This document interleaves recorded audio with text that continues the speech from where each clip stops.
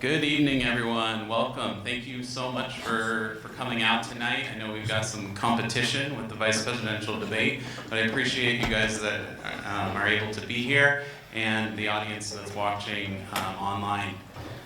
My name is Chris Barrett. I am the chairman of the Moorpark Chamber of Commerce, and I'm very, very pleased to once again be able to host this event with the League of Women Voters.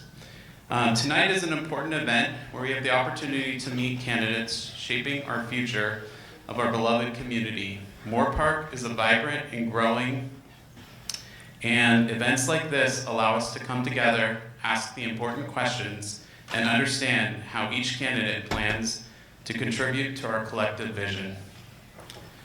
This is a chance to engage, to listen, and participate in the democratic process that keeps our community strong. Let's make the most of this opportunity by fostering a spirit of respect, collaboration, and thoughtful dialogue. I want to thank the High Street Arts Center for allowing us to use this amazing space. And I would like to introduce Kathy Morgan, the co-president of the League of Women Voters. Thank you, Chris, and thank you everyone for being here tonight, and thank you to our candidates for running for office and for being here so that the voters can hear from you as to your views. The League of Women Voters was founded in 1920 with the mission of educating a new group of women, women who were granted the right to vote nationwide with the passage of the 19th Amendment. The League of Women Voters is a nonpartisan organization committed to providing voters with factual, non-biased information, and as such does not support a particular candidate or political party. The League today continues with the mission of empowering voters and defending democracy by registering voters, providing information about the candidates and the issues, getting out the vote, and supporting fair and transparent elections. The candidate forums are an opportunity for voters to hear from the various candidates and to get the information they need to make an informed choice when they vote. We are glad that you are here tonight to hear from our candidates. We are very pleased to be partnering with the Moorpark Chamber of Commerce for tonight's event, and we thank the High Street Theater for making this space available to us. At this time, I would like to turn it over to our moderator extraordinaire, David Marin. Thank you. Thank you, Kathy. So before we begin, a couple of things. If you have a cell phone, if you could please put it on vibrate or silent, so when you're getting all those messages about, who knows, the debate or something else going on, you won't interrupt us. The way we set the candidates was randomly assigned earlier. Each of the candidates will have 90 seconds for opening statements, and then we'll go through your questions. Very important, volunteers are walking around with these index cards and pencils. We really want to take all of the questions we can from you. So just raise your hand, a volunteer will bring you a card. You could fill out whatever question, and then we'll pick them up as well. So we are going to begin our opening statements with Bernardo Perez on the far end. And one last time, I'd just like to thank everybody for coming out tonight. So with that, Bernardo, you have 90 seconds. Thank you. Moorpark College is number 4 out of 1,200 community colleges nationwide, and currently is the only California community college as top 10 finalist in the Aspen Institute's College Excellence Program 2025. All 3 of our colleges are in the top 150, the only multi-campus district in California with this achievement. Our state and nationally acclaimed programs provide access and success to students as they pursue their educational and career pathways. Support begins with free tuition and zero-cost textbooks. We work closely and diligently with our educational and industry partners to provide guidance and assistance. High school students earn college credit in our dual enrollment programs. Our interns get real-world experience in emerging industry sectors that provide high-demand, high-wage paying jobs. A major transformational change in our system is our new 4-year baccalaureate degree programs at all 3 colleges. Our colleges truly create hope and opportunity and transform lives. I am proud of my leadership role on the board and within our community. My colleagues have elected me as chair, and my statewide peers have elected me to the statewide board where I carry our district's voice to Sacramento.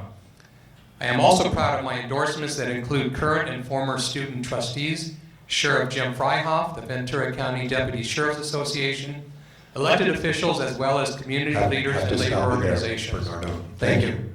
Our next candidate is Joe Pachowski. Hi. I understand the importance of a good education.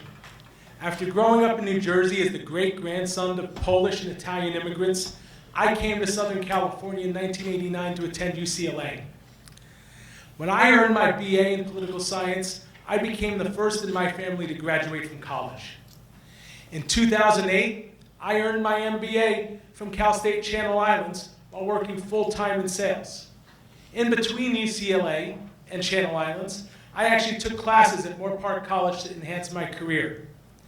These days, I'm a business owner. I own my own UCLA sports blog, themightybruin.com. I'm running because I couldn't believe that the current community college board was considering putting a massive tax increasing $820 million bond measure on this November's ballot. Thankfully, they fell one vote short. So it's not on the ballot this year, but if Mr. Perez is reelected, we may not be so lucky the next time because he was one of the trustees who actually voted to put it on the ballot. Meanwhile, the administration of the college district really thinks that they need $1.5 to $2 billion. And they expect the taxpayers, that's you and you and you, to give it to them. Our incumbent trustee and the community college district administrators have lost touch with reality. It's time for a change. Thank you. And our next candidate is Ruth Luevanos. Good evening. My name is Ruth Luevanos. I am a mother. I am a teacher. I have been a public school teacher for 25 years. And I am the daughter of immigrants. My Mexican parents came here to this country with the hope that education would provide the pathway to a better future. And as such, I have dedicated 25 years of my life as a public school educator, or I am still serving as a public school educator. I am running because I have hope and faith that education is the pathway to a better future for those in our community. Community colleges provide that pathway. That's why my mother went to community college, my sisters went to community college, my daughter went to community college, I attended community college classes, but we need to improve the graduation rate. The graduation rate at our community colleges, including Ventura County Community College District, is too low. How do we do that? I have a plan. We're going to make sure that we provide the classes that our students need. We need to make sure that they are accessible, that they are safe on campus, all of our students. We need to make sure that we build partnerships with all of our businesses in our community so that they have the employees with the skills that they need to be successful in work. And we also need to make sure that our students' basic needs are met. And that includes making sure that every single one of our 3 community college campuses has a cafeteria. Our students need to eat. It is a basic need. I am running because I have hope in our community colleges, and I know that we can do it. We can rise together. Thank you. Thank you. We'll begin our first question with you, Joe. What do you think is the most pressing problem concerning our community colleges, and how do you propose to fix it? Well, David, like I say, I think the most pressing problem is that we have an administration that thinks that Ventura County families are undertaxed. We're not undertaxed in Ventura County. We're spending too much money. The administration has lost touch with reality at a time when families are struggling because of rampant inflation. They're struggling to put food on their tables and gas in their cars. We're not undertaxed. We're spending too much money, and I want to bring common sense back to higher education. Thank you. And Ruth, same question to you. What do you think is the most pressing problem, and how would you fix it? Well, I think the most pressing problem is our graduation rates. Right now, less than 20% of our students are graduating. According to the Ventura County Community College District website, they are committed to assisting students on the attainment of its primary mission as a system of state-supported 2-year colleges. Right now, only 20% of full-time students, which only represent a third of our students at Ventura County Community Colleges, are graduating within 2 years. Our mission of VCCCD is to produce student learning and lower division level academic transfer and career, vocational degree and certification programs. Again, our focus needs to be on increasing the graduation rate. I believe that education is an investment. I know that it will pay back to our community by having an educated workforce that is trained in the skills that our employers need, that businesses are wanting and needing. And we do that by investing in our students, by investing in our community colleges so that we increase that graduation rate. Everything comes back to what the goal is of community colleges, and that is to provide that opportunity, to be that on-ramp for education, for opportunity that all of our students deserve, whether they are getting credit so they can transfer to a four-year degree, whether they are getting a certificate, or whether they're just seeking another opportunity in education. So I believe that the graduation rate is the most pressing problem. We need to increase that. Thank you. And Bernardo, we'll wrap up with you. The most pressing problem is to continue to meet the needs of our students at all three colleges who have a shared mission of students first. And this is challenging in the light of the pending Great Recession that the forecasters are talking about, the current and projected state deficit in higher education funding, and to meet the needs to provide a safe and clean and healthy working and learning environment for all our students. Everything we do at the community college district and all three colleges is with a focus on our students to meet their needs in the classroom, in their daily lives, and we have a lot of initiatives forthcoming that you'll hear more about as this forum continues. Thank you. Thank you. Ruth, we'll start the next question with you. So recent news reports suggest community college districts are not able to get students successfully transferred to state colleges and universities. Do you agree with this, or what is your perspective? That's actually true. And the National Center for Education Statistics, the NCES, has demonstrated that by investing in our affinity groups, like Phi Theta Kappa, like making sure that we have support for our LGBTQ students, that those students actually have a higher graduation rate from four-year universities like UCLA than those who started at UCLA as freshmen. So we increase the graduation rates by making sure that we invest in the affinity groups so that our community college students have that support from the beginning all the way to when they transfer. The goal of community college, again, back to the mission statement, is for students to graduate within 2 years. If they're graduating in 4 years or 6 years, then they're spending too much money and too much time and evading the purpose of our community colleges. So we do need to make sure that our students graduate and that, that they can transfer with the classes that they need within 2 years to be able to graduate within 4 years from a four-year university. So that is an issue. NCES has demonstrated that is an issue, and I have the plan to make sure that we address that issue by providing support and funding for the affinity groups that have proven by research that they will increase graduation rates. Thank you. Bernardo, you're next. What are your perspectives on increasing the number of students who successfully transfer? I mentioned before that Moore Park College is the top 10 finalists in the very highly competitive and jury competition by the Aspen Institute College Excellence Program. And one of the measures that they judge all the community colleges by is their transfer rate. Moore Park College is at the top in California for their transfer rates. And it is the leading transfer institution to UCLA. 90% of the honors program students in Moore Park College move on to UCLA. Part of the explanation why it may take students longer than 2 years to get a, quote, 2-year degree is our student profile is no longer just the graduating high school senior. We have incumbent workers that are seeking retraining to progress in their current employment or retrain for the changing job market. We have parent students who have demands of working and are only part-time students, and therefore it does take them longer to get through their community college career. But all in all, we do great work at all three of our community colleges, just judged by the fact that we're all in the top 150 out of 1,200 community colleges nationwide. Thank you. Thank you. Joe, share with us your views about student transfers, how to increase the rate. Unfortunately, nationwide, college education has gotten super, super expensive. And community colleges are the best way for students coming out of high school and students re-entering and going back into education to get the basics of what they need so that they can then move on to a four-year university. The way we solve the problem that David mentioned is by expanding and supporting the existing guaranteed transfer programs. These programs exist. They've just said that there's a great transfer rate to UCLA. Well, the fact is that that's largely due in part to to programs like the guaranteed transfer program.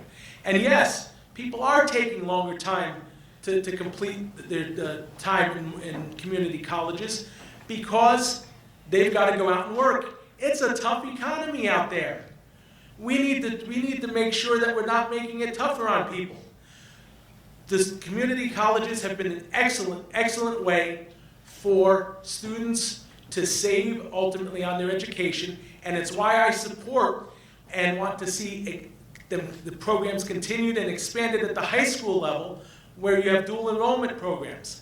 I know a junior who's in the audience right now. She's a junior at Moore Park High School right now. Last year as a sophomore, she took her first dual enrollment class at Moore Park. Have to stop, Joe. Sorry. But Joe, you get to be up first for the next question.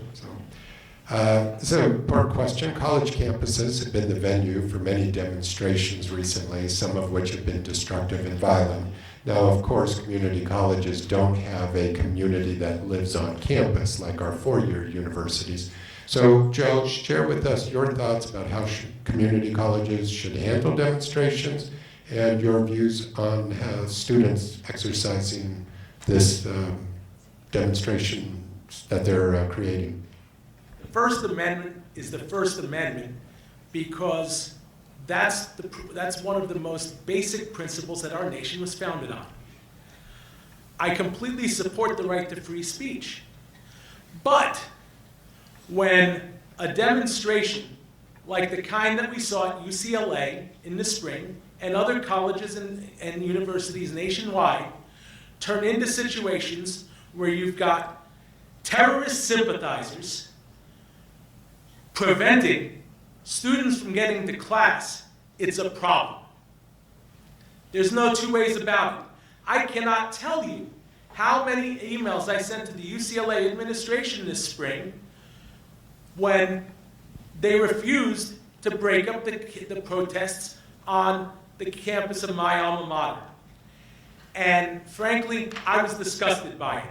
All students deserve the right to be able to get to class. And the moment that free speech starts to impinge on the ability for students to get to class, it's time for the administration to step in and to shut it down.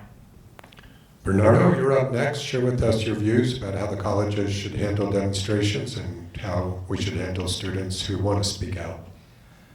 Well, fortunately, as you described, David, our circumstances are much different from four-year colleges and universities.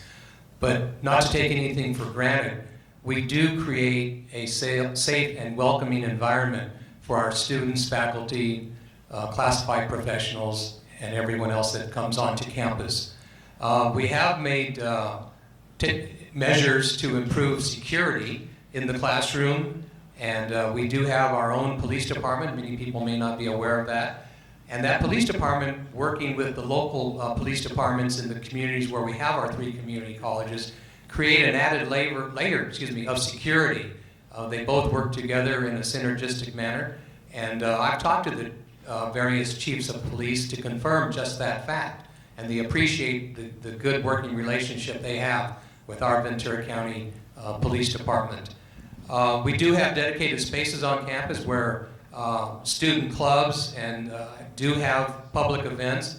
We have had, if you follow the news recently, we have brought in speakers on topics of interest to promote an open dialogue and conversation amongst the community members to foster a collaborative and friendly spirit of communication so that we can work through our differences. Thank you. Ruth, we'll wrap up with you on this. We have a saying, my dad has a saying, he says, hablando se entienden las cosas. That means when you communicate, that's how you begin to understand. And it's extremely important. I agree with Mr. Pachowski. First Amendment rights are very important, especially for our students in community college where they're learning critical thinking skills and they are practicing those critical thinking skills. And that's why it is so important for them to have a safe space to be able to practice their First Amendment rights, whether you personally agree with them or not. So it's really important that they have those safe spaces. Those safe spaces need to include the community. That means that trustees are there to listen. That means that they show up to forums that students have on campus when they're invited so that they can listen to student concerns. That means that they listen to faculty and community members and they address the issues that are at stake. That's really important. One of those ways that we build community, again, is by investing in our affinity groups and providing those safe spaces. One of the spaces that I know college students like to go to is the cafeteria. And right now, none of our community colleges have a cafeteria. That is a space where community goes, they build community there, they feel safe and welcome there, and without cafeterias on campus, they have no space to do that. So it is really important that we create more spaces and places and opportunities for our students to discourse, to discuss, and to express their opinions in a safe, supportive manner. Thank you. Bernardo, you're up first on this next question, and we know that during the pandemic we saw one of the most dramatic changes in education in history, and that is moving students to online learning. So today the college districts do offer some classes in online learning, some are in person. Share with us your perspectives on the right balance. Do you expect to continue online learning? Do you think it's a failure? Well, even before the pandemic hit us, we had wanted to increase our percentage of online learning, primarily because of the competition from the for-profit institutions out there.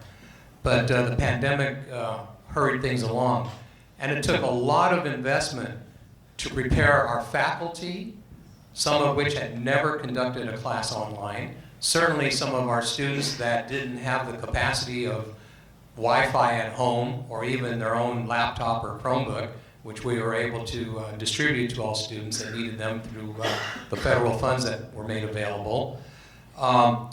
It's still a moving target, if you will. We're trying to find that right balance because even before the pandemic and online learning, there was never a one course, one size fits all for each of our students. But working with our faculty, working on training programs, professional development, we are surveying our students to find out what they prefer, what modality they prefer from on campus, from online to a hybrid, which means some of the portions of that course will be on campus and the rest will be online. We have a lot of gaps in our education equity that we're trying to meet, and online has set everybody back, to be honest. And Thank you. Ruth, same question to you. What are your views on online learning? Do you think it should be continued? Is it a failure? As someone who recently conducted one of the largest actually, study on the impact of COVID on mothers enrolled in California community colleges through the company that I have, Sisterhood for Equity with my sisters, I know directly the impact that having online classes have. And I know that we do need some online classes. We do also need some in-person classes. Research has shown that having in-person classes increases the success rate of our students. And having spoken to community college students from Ventura, from Moore Park, from Oxnard, many of them said that if they were working, they liked the flexibility of online classes, but I also heard students say, I can't do a biology lab online. I can't learn watercolor online. You can't do theater or choir online. Those are courses that need to be done in person, and that will increase the success rate of our students. Having spoken to mothers who are struggling with online classes, I know some of them said the same thing, they like the flexibility, but there were others who had to drop out. I spoke to one mother named Mariana who said she had to drop out because she wanted to get a nursing degree. And she couldn't do the nursing labs that she needed to do in order to get her nursing degree at a California community college because you can't do that stuff online. Those were her words, exactly. So we need to make sure that the classes that need to be in person are in person, and that yes, we can offer flexibility for those students who need classes online. And Joe, we'll wrap up with you about online learning. I've actually taken online classes. The first year of my MBA program at Cal State Channel Islands was online.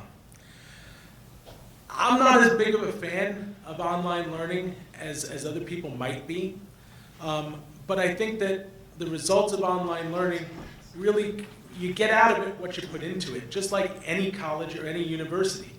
If a student goes in looking to learn, looking to get the work done, they're going to get more out of a class than if they just if they just sit there watching YouTube videos of teachers, talking about different topics. Personally, like I say, I believe that in-person learning is better. I think it's more hands-on. It allows for better discussion among your peers. But it also requires having enough instructors to do it. I had a conversation with Brian Denner. He's a social studies teacher at Royal High School in Simi Valley. And we were talking about the dual enrollment program. And Brian was telling me that in his experience, his concern about dual enrollment programs was that sometimes they end up being a matter of watching YouTube videos and then answering multiple choice questions. Well, that's not really going to do a whole lot for students that don't want to really learn. And I think we saw with COVID, there was a lot of stuff going on that we don't want going on.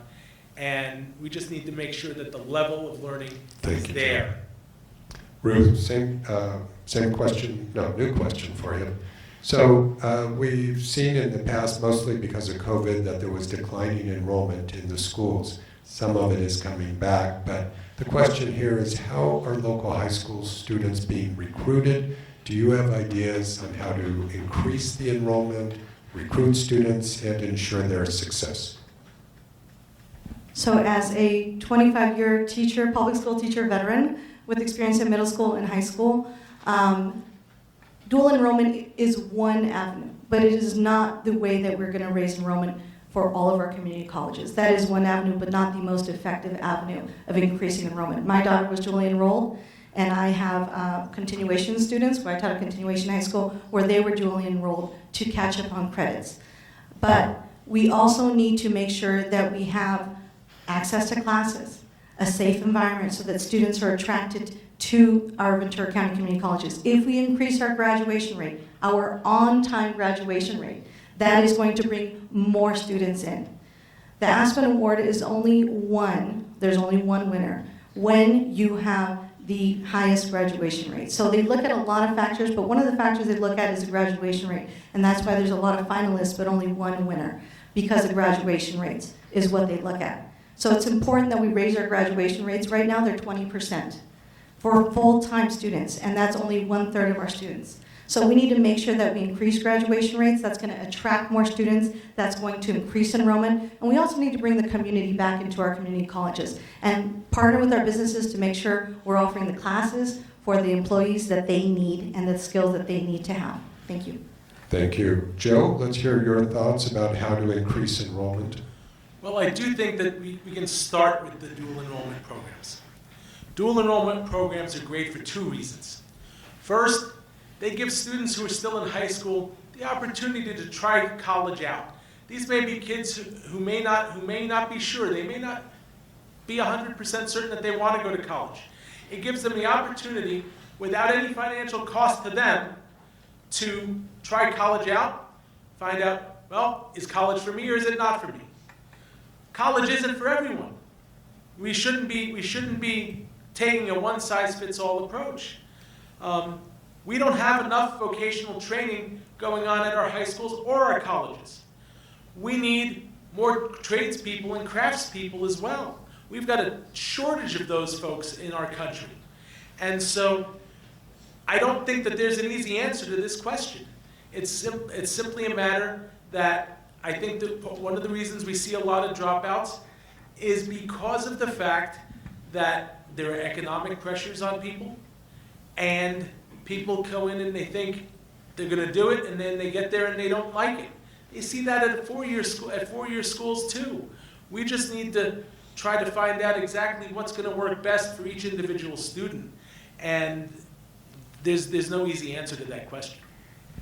Thank you. Bernardo, we'll wrap up with you. What do you think are the best ways to increase enrollment?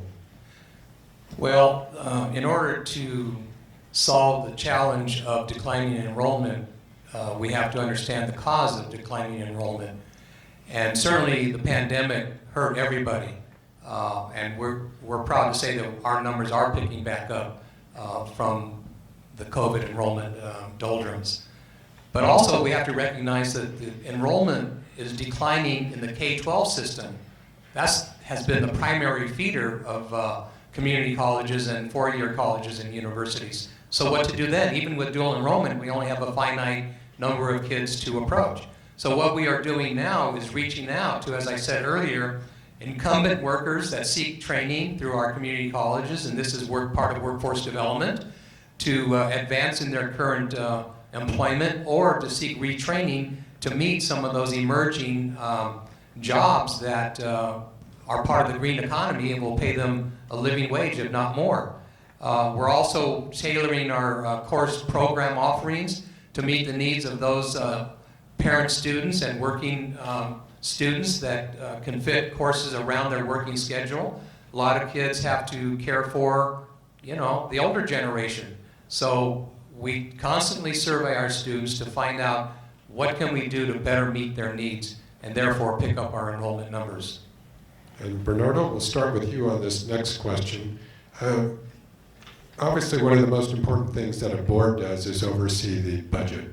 So to each of you, I want to learn more about your expertise in dealing with large budgets, and also share with us your goals as far as working with the biggest cost, which is your labor.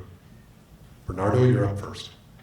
Well, even before I got on the board, I was a real estate development project manager with Cabrillo Economic Development Corporation, and I managed multifamily developments and single-family developments ranging in cost up to $30 million. So I know how to coordinate design teams and construction teams and find the money and spend the money in an efficient, timely manner.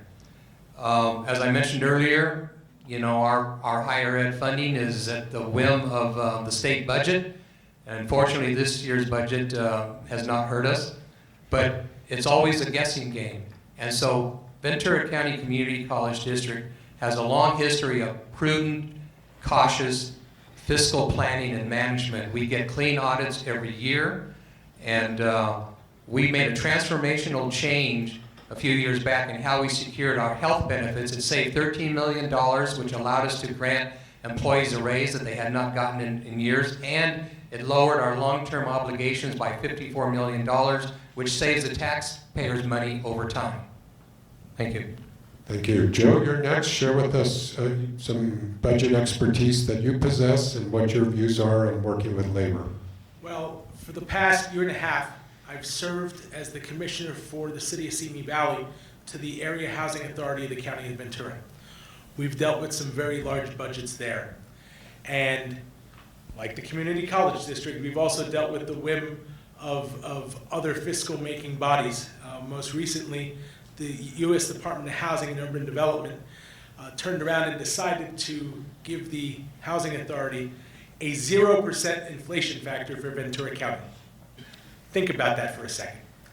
That makes it a lot harder to continue to help people who need a hand up in terms of their housing needs when the federal government's saying that basically inflation in Ventura County doesn't exist. I disagree with that statement. I'm very aware that inflation in Ventura County exists, and unfortunately, when you're dealing with budgeting authorities that you don't have control over, sometimes you end up having to tighten your belt.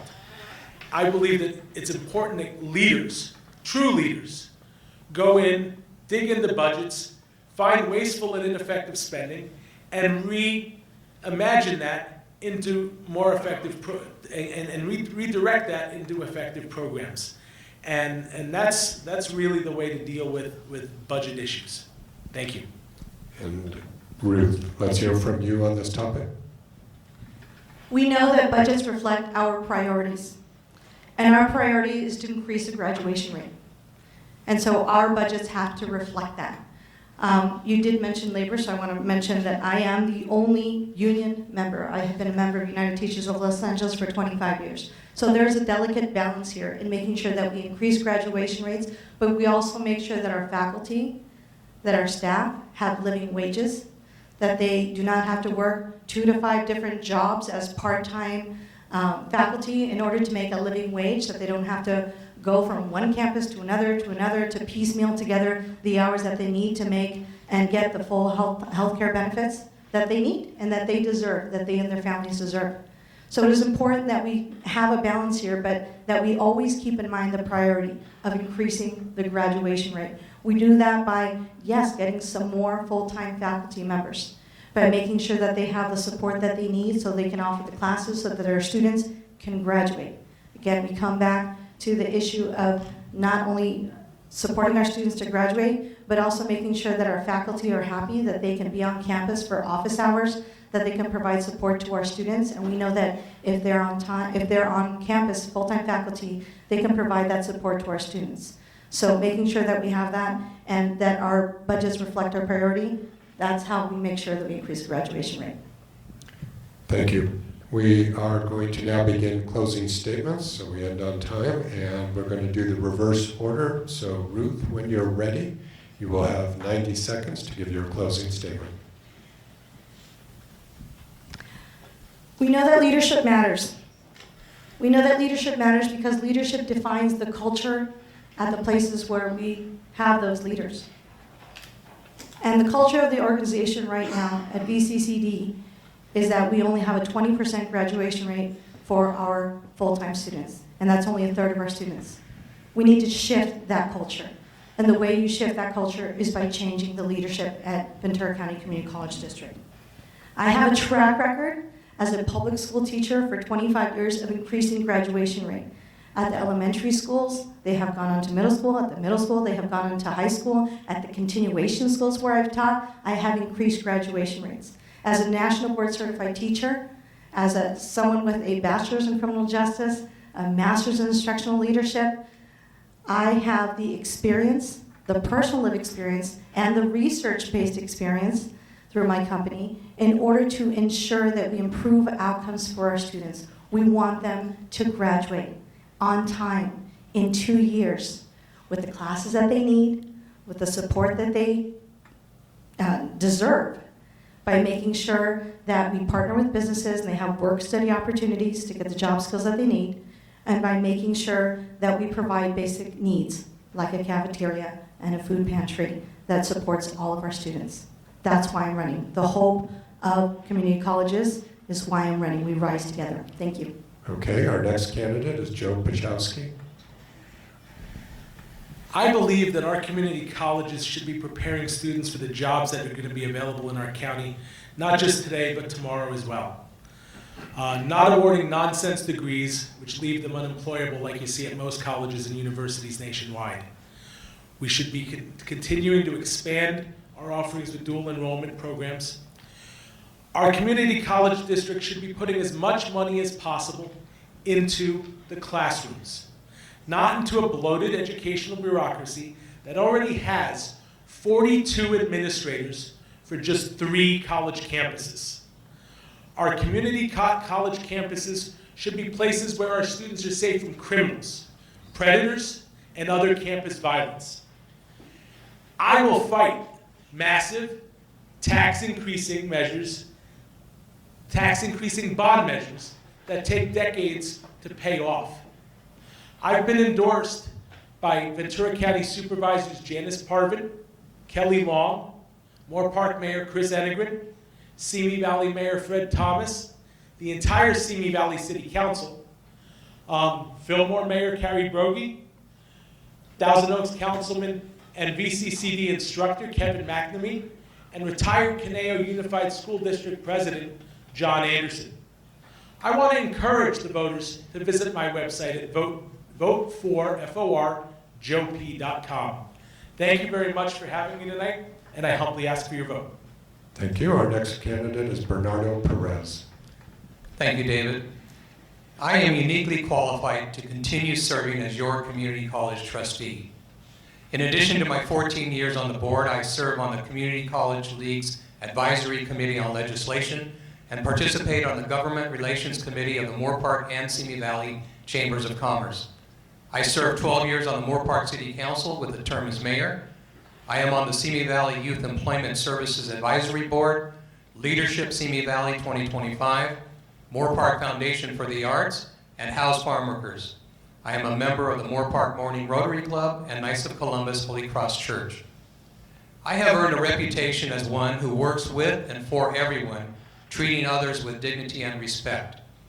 I am proud of my ability to bring together people of diverse and seemingly opposing viewpoints. This is the first step to learning the other person's story, building trust and respect, to then be able to work collaboratively toward a common goal. Only by moving out of our respective corners can we work together in the public interest. Although she can't be here tonight, I give special attention and gratitude to my wife, Victoria. Without her unequivocal support and encouragement, I could not have achieved what I have. Thank you, Vicki. I love you and I hope you're feeling better. For additional information and to donate if you can, please visit my website at votebernardoperez.com. Thank you. Thank you. How about a round of applause for these candidates?